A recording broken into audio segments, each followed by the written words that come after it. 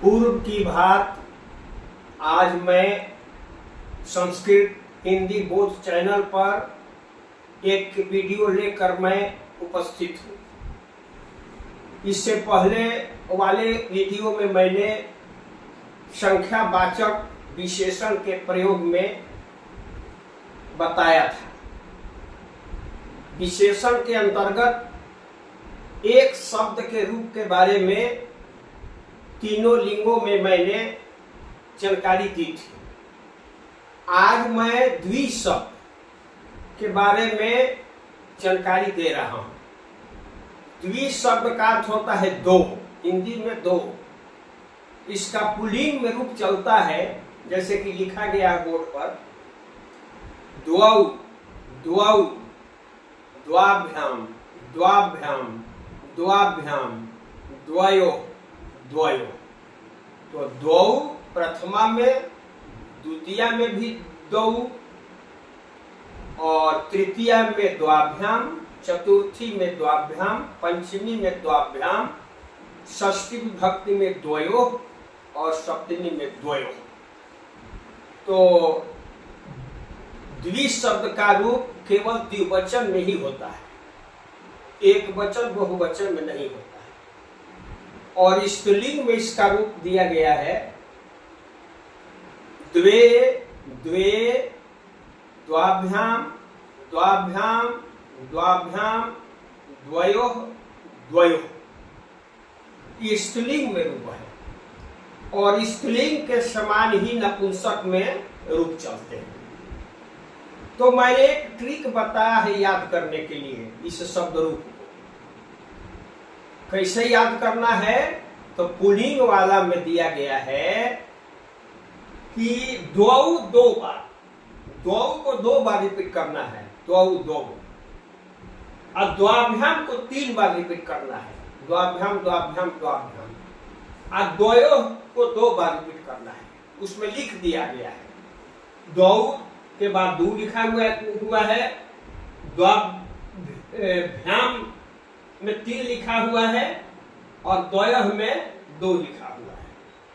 तो इससे आपको रूप याद करने में आसानी होगी। स्त्रीलिंग में भी वही बात है, द्वे को 2 बार कहना है, और द्वे में भ्याम लगाकर 3 बार कहना है, और द्वयोः को 2 बार करना है। तो तीनों लिंग में आपका रूप याद हो गया इसी एक 2 सूत्र के माध्यम से।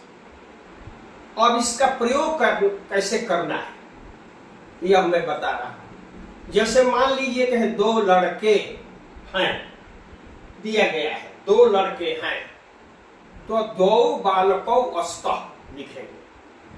द्वौ बालकौ स्तः, 2 लड़के हैं। इसका प्रयोग पुल्लिंग में होगा।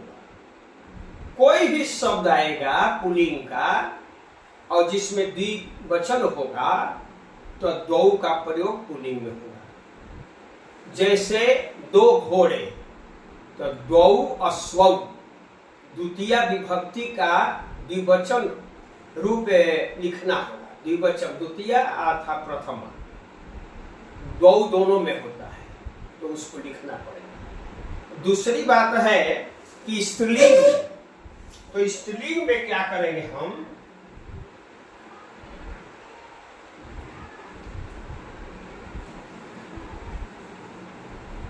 स्त्रीलिंग में 2 बालाएं जाती है, मान लीजिए 2 बालाएं जाती हैं, तो 2 बालाएं, तो वहां द्वे हो जाएगा। द्वे बाले, द्वे बाले, द्वे बाले, तो द्वे संख्यावाचक विशेषण हो गया, और बाले कर्ता हो गया द्विवचन, और जाति है तो गच्छतः, एक द्विवचन है तो गच्छतः हो जाएगा। मान लीजिए कि 2 किताबें हैं, 2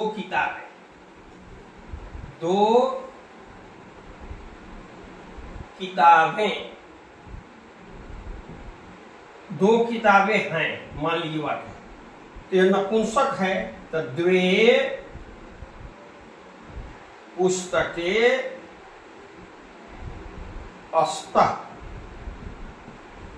दो किताबें हैं। तो मैंने तीनों लिंग में उदाहरण मैंने बता दिया, पुल्लिंग में भी बता दिया, स्त्रीलिंग में भी मैंने बता दिया और नपुंसक में भी बता दिया।